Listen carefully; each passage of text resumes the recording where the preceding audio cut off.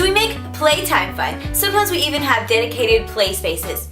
Why don't we talk about some ways to make learning and reading come alive and be just as engaging as play? Okay, so I have a slight obsession with dollar stores and the dollar spot.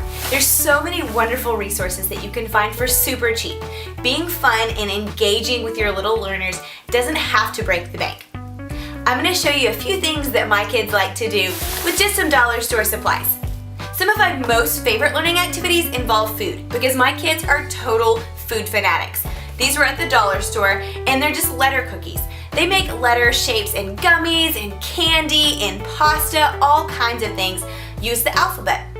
Using letters can have a variety of possibilities. Whether your kiddo is just learning lowercase and capital letters, whether they're in middle school and working on complicated spelling words, just because something is fun and might, maybe think, oh, this is for preschoolers, it doesn't mean that you can't use it for older kids.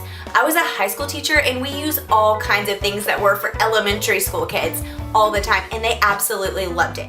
Now, one of our most favorite things to do is to create a sensory bin that goes along with a book or along with a concept. So if you're studying ocean animals or if you're reading about bears, create a little bin that goes along with that. These are most effective for kids about 6 and under. I picked up some scoops and diggers at the dollar store. We love using rice or beans or even dry pasta. You can also easily change the color of your fillers.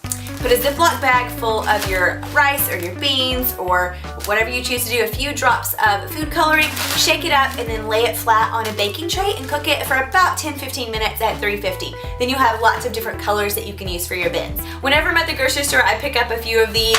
They're kind of deep, they have them in all different sizes, but this is how we keep the sensory bins from going all over our kitchen floor. And sometimes I even throw down a sheet or a piece of plastic under the kids just to prevent a big mess. Another fun activity is sorting. Kids of all different ages and skill levels enjoy this. It's particularly effective for kids 7 and under. Depending on the size of what you're sorting, you can even do this with babies. It can be fine motor skills where they put things into little containers. It's kind of like a puzzle, but there's not a big challenge to it for younger kids. How I'm planning to use this for my kids is to work on math. They're going to have to count out certain numbers of beans or buttons and fill each of the spaces with a different number. You could also do it with colors, where you have a kid fill a certain area with yellow or green. So basically, you're thinking through similarities and differences, and you're having kids group them based on either what's different or what's alike. So at our house, we're all about reading, and reading is based on letters and words. So I want my kids to learn how to read by phonics. That's using the letter sounds. So not just knowing that says C-A-T, but knowing that it's k-at, and that the phonemic awareness is how you learn to read words that you don't memorize. So one way you can do this is by creating a game of it. Whether you have blocks and you build towers or you roll them, however you want to use your blocks, which you can grab these at Target or Walmart. These are from the dollar store, but they have letter blocks all the time. The point is that you're using whatever your tool is to emphasize the building blocks and the structures of reading.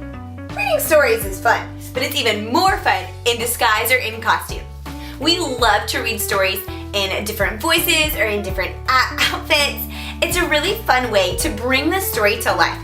So maybe you throw on a mustache and read it in a deep, gravelly voice, find the giraffe with the different spots. It just creates another level of sensory engagement for your readers of all different ages.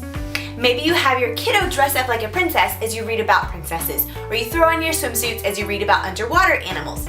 But bringing in another fun prop that allows them to become more engaged with the subject and more engaged with the book is what it's all about. Now, just because your older reader doesn't have a playroom or crazy toys like your younger ones might, doesn't mean that learning in books can't be fun. We have so many fun non-fiction topics. Find something that your kiddo is interested in. Look at the book, maybe even offer to read it with them. Not necessarily at night, but maybe. When I was a high school teacher, every day after lunch, I would read a story aloud. It wasn't always something that was necessarily about the subject we were studying, but reading aloud, even as an older kid, creates all of those great relationships and connections to books. But sometimes you might just have to do a little bit of research. So if they're reading a book about crime and detection, maybe call your local police office and see if they can come in to a visit. See if they can watch things. There are all kinds of community learning activities that if we just take a few seconds and do some research, we can really connect learning to our kiddos. Maybe they're interested in inventions, All kinds of businesses allow for internships or shadowing, or even to see the process. Maybe you tour a local canning factory, or maybe you tour a local GM, some kind of product or industry where inventions are happening all the time. Maybe you even get on YouTube or Pinterest and find some inventions that you and your kiddo can build together. Maybe they like monsters and still like bedtime stories. You know, books connect to all kinds of things that are in the media now or in history. So grab a book that connects to something they're already interested in. Think through things that you might want to ask them about, the characters, the setting, the history, things that they like or don't like about the characters or the plot development. At older reader levels, it's really about creating engagement with them and the subject.